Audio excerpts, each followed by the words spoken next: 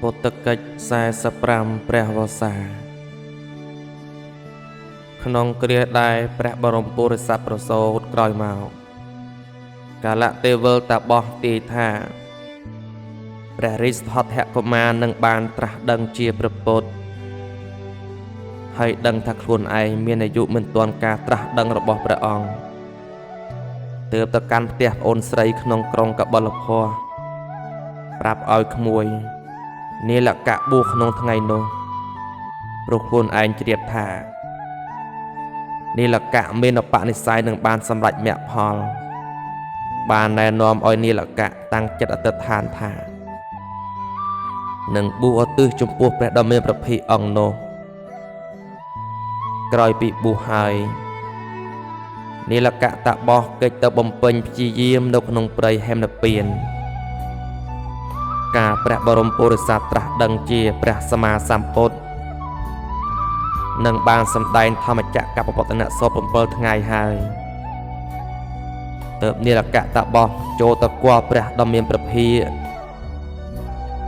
ទូសួរអំពីបដិបត្តិរបស់ព្រះអង្គព្រះសាស្តាត្រាស់អំពីមោនយបដិបត្តិគឺគោលបដិបត្តិរបស់ព្រះមុនី3ប្រការបានដល់កាយមនយៈវចីមនយៈនិងមនោមនយៈដើម្បីការសម្រេចមគ្គផលដ៏ខ្ពង់ខ្ពស់បំផុតដល់នាលកៈ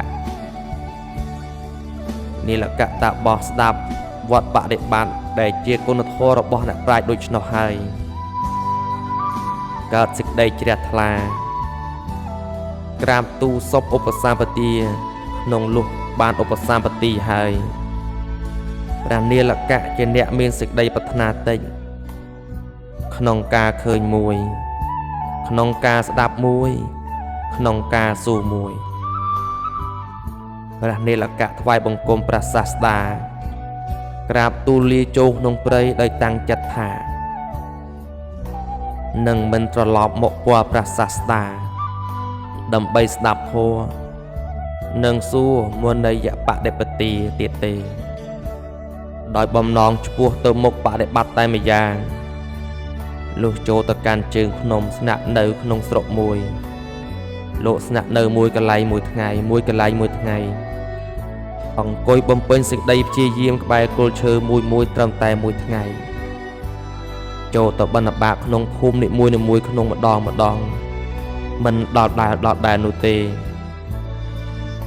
លោកត្រាច់អំពីព្រៃមួយទៅកាន់ព្រៃមួយអំពីដើមឈើមួយទៅកាន់ដើមឈើមួយអំពីស្រុកមួយទៅកាន់ស្រុកមួយបំពេញមនយបដិបទាយ៉ាងឧក្រិដ្ឋមិនយូរប៉ុន្មានក៏បានសម្រេចជាព្រះអរហន្តផល